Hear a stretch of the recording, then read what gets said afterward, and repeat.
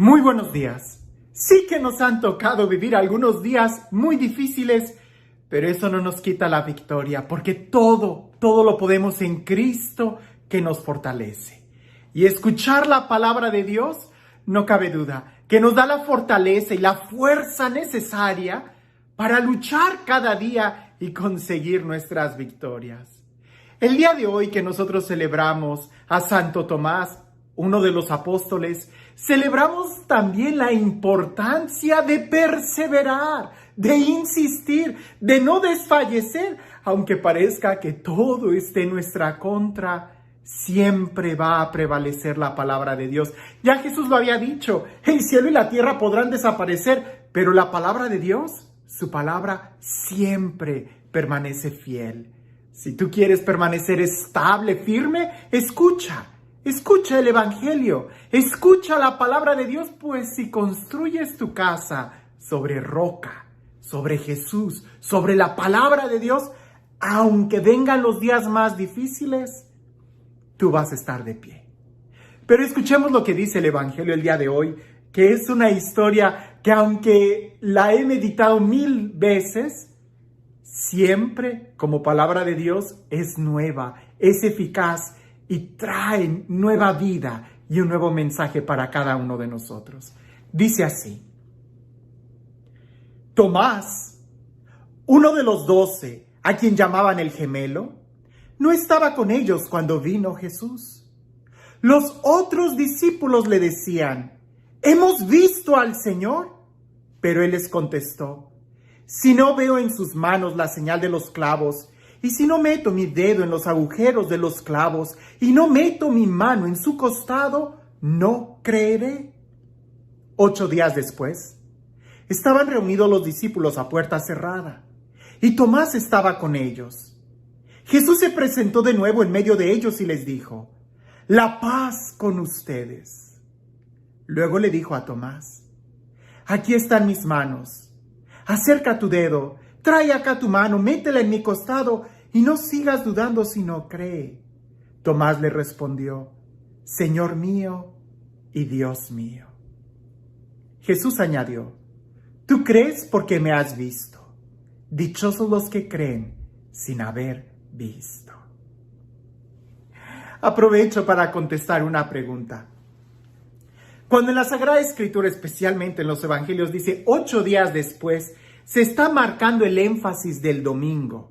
Recordemos que el 7º día en la Sagrada Escritura en el Antiguo Testamento hace mucha referencia al sábado, pero el 8º día, es decir, un día más, es el domingo, el primer día de la semana, que para los cristianos quedó bien claro que el primer día de la nueva creación es el domingo, día en que Cristo ha resucitado. Basta con que contemos muy bien los días para saber que el 8º día es el domingo, el día en que Cristo resucitó y el día que nosotros celebramos como una nueva creación. Pero bueno, dejando a un lado la catequesis sobre qué día es el más importante, el sábado o el domingo, yo digo, descansa el sábado, celebra el domingo. Domingo, Dominus, es el día del Señor. Los cristianos eso lo entendieron muy bien. Pero bueno, el tema de hoy, la importancia, no solo de perseverar, que ya hemos meditado mucho sobre ese tema, ¿verdad? Tomás, a pesar de que él había visto a Jesús crucificado, a pesar de que todos sus compañeros parecía que habían perdido la razón, él duda. Sí, él no cree que Jesús resucitó, pero persevera en unidad con los apóstoles. Y es precisamente esa perseverancia la que hace que Jesús vuelva a aparecerse prácticamente, únicamente para él. Y le dice: «Ven, acerca, toca, ya no dudes sino sé creyente». Ahora, la frase que más me impactaba y que meditaba en esta ocasión es la última, ¿verdad? Tú crees porque has visto. Más dichosos son aquellos que creen sin haber visto. Cuando yo leo esa frase, tengo que reconocer que digo, no. Tomás fue dichoso. Tomás creyó. Sí, Tomás, como cualquiera de nosotros, dudó, perseveró, vio y creyó. Tocó. Imagínate qué dicha el poder tener un encuentro con Jesús resucitado. Imagínate qué experiencia de haber tenido Tomás después de haber dudado, haber perseverado con ese grupo de locos y después haber tocado al Señor. Pero aún así Jesús le dice, tú crees porque has visto, más dichosos los que creen sin haber visto. Y es ahí donde yo tengo como un conflicto porque digo, no, Tomás debió de haber sido muy dichoso. Pero si Jesús dice que no, que es más dichoso el que cree sin haber visto, es porque así es, definitivamente.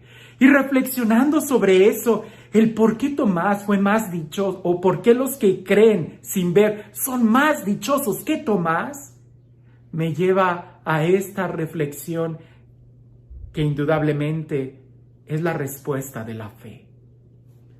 Creer porque ves. El ver es un sentido físico y al ser una experiencia física no deja de ser algo temporal, no deja de ser algo ambiguo. Hoy ves una cosa, mañana vas a ver otra cosa.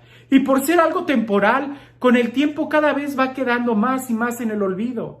Por ejemplo, tú tuviste una experiencia el año pasado sobre tus vacaciones o algo y cada vez ya no recuerdas con tanta claridad esa experiencia. Ya no sabes si el pastel era de chocolate, de vainilla o de café. Ya no sabes si era de 3 leches o simplemente era muy dulce y cremoso. Cada vez con el tiempo van quedando más en el olvido.